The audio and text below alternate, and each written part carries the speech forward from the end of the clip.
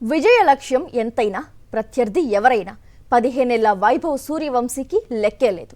అతనికి తెలిసిందల్లా ఫోర్లు సిక్సర్లతో విరుచుకుపడటమే. ఐపీఎల్ 19వ సీజన్లో మరోసారి తన విధ్వంసకర బ్యాటింగ్ను ప్రదర్శించాడు వైభవ్. ఫలితంగా రాజస్థాన్ రాయల్స్కు వరుసగా 4వ విజయం దక్కగా బెంగళూరు తొలి ఓటమిని చవిచూసింది. ఐపీఎల్ 19వ సీజన్లో రాజస్థాన్ రాయల్స్ దూసుకుపోతుంది. దాదాపు ఏకపక్షంగా సాగిన మ్యాచ్లో 6 వికెట్ల తేడాతో డిఫెండింగ్ ఛాంపియన్ రాయల్ ఛాలెంజర్స్ బెంగళూరును ఓడించింది. వర్షం కారణంగా మ్యాచ్ నిర్ణీత సమయం కంటే 70 నిమిషాలు ఆలస్యంగా మొదలైంది. టాస్ ఓడి ముందుగా బ్యాటింగ్కు దిగిన బెంగళూరు 20 ఓవర్లలో 8 వికెట్ల నష్టానికి 201 పరుగులు చేసింది.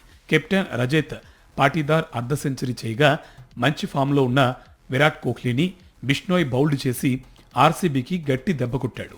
ఇటు షెఫర్డ్ దూకుడుకు జడేజా అడ్డుకట్ట వేయగా వెంకటేష్ అయ్యర్ నాటౌట్గా నిలిచి రాజస్థాన్ రాయల్ ముందు 202 పరుగుల విజయ లక్ష్యం విధించింది ఆర్సీబీ.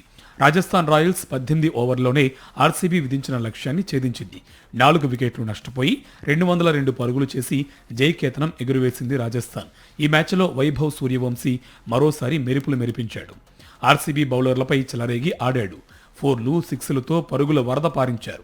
సిఎస్కేతో జరిగిన మ్యాచ్లో 17 బంతుల్లో 52 పరుగులు చేసిన ఈ ఆటగాడు ఈసారి 15 బంతుల్లోనే అర్ధ సెంచరీ పూర్తి చేసుకుని రికార్డు సృష్టించాడు.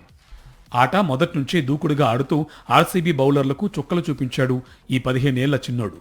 మెరుపు బ్యాటింగ్తో సెంచరీ దిశగా దూసుకుపోతున్న వైభవ్ను చివరకు క్రొనాల్ నిలువరించగలిగాడు. వైభవ్ అవుట్ అయినా భారీ ఛేదనలో రాజస్థాన్ ఎక్కడా తగ్గలేదు. కెప్టెన్ పరాగ్, హిట్ మేయర్ విఫలమైన ధ్రువ్ జురెల్ ఏకధాటిగా ఆడాడు. మధ్యలో స్కోర్ బోర్డు కాస్త నెమ్మదించిన రవీంద్ర జడేజా కలిసి జురెల్ మళ్లీ దూకును కొనసాగించాడు. ఆట చివరిలో వీరిద్దరూ ఆకాశమే హద్దుగా చెలరేగడంతో ఈ సీజన్లో వరుసగా రాజస్థాన్ రాయల్స్ 4 విజయాలను నమోదు